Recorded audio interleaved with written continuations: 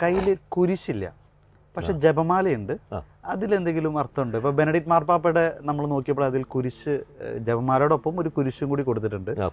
ഇവിടെ മാർപ്പാപ്പയ്ക്ക് ജപമാല മാത്രമാണ് കൊടുത്തിരിക്കുന്നത്. ഓക്കെ, അപ്പോൾ ഈ പാപ്പമാർ മരിക്കുമ്പോൾ ശരിക്കും വേണ്ടത് എന്താണ്, മൈറ്റർ വേണം. ഈ മൈറ്റർ എന്ന് വെച്ചാൽ ഇങ്ങനെ ഒരു പൊക്കത്തിലുള്ളൊരു തൊപ്പി ഉണ്ടല്ലോ, ലാറ്റിൻ ബിഷപ്സ് ഉപയോഗിക്കുന്ന തൊപ്പിയാണ് മൈറ്റർ. അത് വേണം.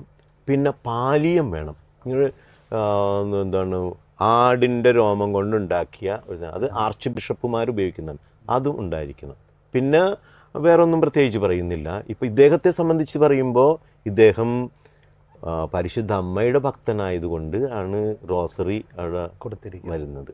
അപ്പോൾ ഇത്രയും കാര്യങ്ങൾ അവിടെ ഈ ഫ്യൂണറലിന് ഇത്രയും കാര്യങ്ങൾ. ഇത് കഴിഞ്ഞിട്ടാണ് പിന്നെ ഇന്ന് വൈകുന്നേരം നടക്കാൻ പോകുന്ന ഇതിൻ്റെ ക്ലോസിങ് സീലിംഗ് സെറിമണി. അപ്പോൾ അതിനു മുമ്പ് വേറൊരു കാര്യം കൂടി നടക്കും.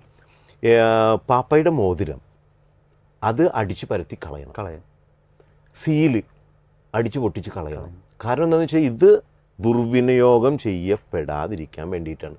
മാത്രമല്ല, പണ്ട് കാലഘട്ടങ്ങളിൽ പാപ്പയുടെ മോതിരം സീല് കൂടിയാണ്. അത് മുക്കിയിട്ടാണ് സീൽ വെച്ചിരുന്നത്. ഒഫീഷ്യൽ സംഭവങ്ങൾക്കൊക്കെ ഈ സീലുണ്ടാവും. ഇപ്പം അതില്ല. എന്നിരുന്നാലും ആ ഒരു ആചാരം അത് പൊടിച്ച് തന്നെ കളയും. അതുപോലെ സീലും പൊടിച്ച് കളയും. അതാദ്യമേ ചെയ്യും.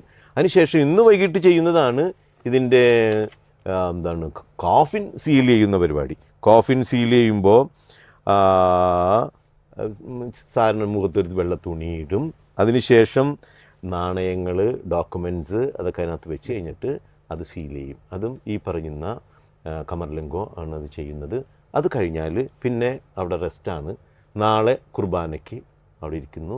കുർബാന തുടങ്ങുന്നു. കുർബാന കഴിഞ്ഞ് കഴിയുമ്പോൾ, ഞാൻ നേരത്തെ പറഞ്ഞതിൻ്റെ ബാക്കിയായിട്ട്, കുർബാന കഴിഞ്ഞ് കഴിയുമ്പോൾ ഇപ്രാവശ്യം അത് സാന്ത മരിയ മജോറയിലേക്ക് വിലാപയാത്രയായിട്ട് പോകണം. അവിടെ ചെന്ന് കഴിഞ്ഞാൽ ക്രിപ്റ്റ് ഇപ്പോൾ ഒരുക്കിയിട്ടുണ്ട്.